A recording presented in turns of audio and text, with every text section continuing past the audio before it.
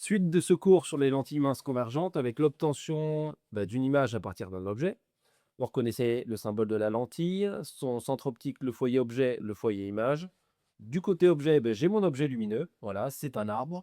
Alors, objet lumineux, un arbre, ça peut paraître bizarre, mais il ne faut pas oublier que l'arbre renvoie la lumière émise par le soleil, ce qui en fait une source secondaire de lumière. Donc, l'arbre est bien une source de lumière, source secondaire de lumière, et de la lumière est renvoyée dans toutes les directions. Du coup, là peut être vu de toutes les personnes qui se trouvent dans son voisinage. Alors, ça nous fait un dessin surchargé et en physique, on n'aime pas trop ça. On préfère les choses un peu épurées. On va, au lieu de dessiner un arbre, hein, puisqu'on n'est pas tous des dessinateurs, comme vous pouvez le voir, on va le schématiser. On le schématise comment notre arbre? On va le schématiser de la manière la plus simple qui soit, par une flèche. Voilà, ça c'est mon arbre et ça va faire un dessin bien plus simple à gérer.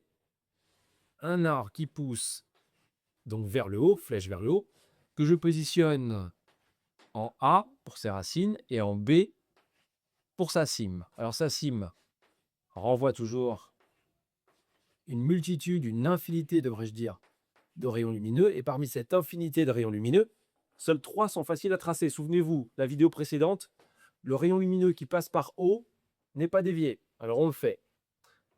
Voilà, on va s'appuyer sur nos 3 rayons particuliers, hein, pour trouver la position et la taille de l'image obtenue par cette lentille mince convergente. Le rayon incident parallèle à l'axe optique, rayon parallèle à l'axe optique, doit lui ressortir par le foyer image f'. Alors on y va, on le fait ressortir par le foyer image f'.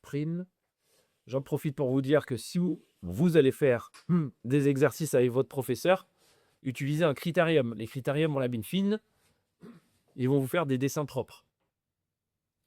Le troisième rayon particulier, c'est celui qui passe par le foyer objet. Le rayon qui passe par le foyer objet, souvenez-vous, doit ressortir parallèle derrière la lentille. Et si vous avez bien tracé vos trois rayons, hein, vous obtenez comme moi 3 rayons qui convergent en un seul point. C'est bien une lentille convergente. Les rayons convergent en un seul point. Alors, quel est ce point?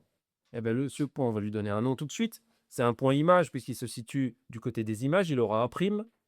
Et puis, c'est le point image issu du point objet B. Donc, on va l'appeler B'. Ici, point de convergence des 3 rayons lumineux. On a à la verticale de B, on avait le point objet A. Et à la verticale de B', on va se retrouver avec le point image A'. Je fais ma verticale, voilà, j'étais bien perpendiculaire, je me retrouve avec A' ici. Donc j'ai bien quoi? J'ai bien une image dans le monde des images, A', B', que j'ai obtenue grâce à mon objet AV. Alors cette image, elle est la tête à l'envers. Voilà, j'avais un arbre qui poussait vers le haut, maintenant il se retrouve à pousser vers le bas. On dit que c'est une image renversée. Image renversée. Voilà. Il va falloir qu'on compare notre image et notre objet maintenant. Alors, on le fait dans la suite du cours ici, au tableau de droite, avec une grandeur qu'on appelle le grandissement, gamma. Alors, vous voyez ce que c'est que gamma? C'est le rapport de la taille de l'image, A', B' sur AB. Taille de l'image? Pas tout à fait.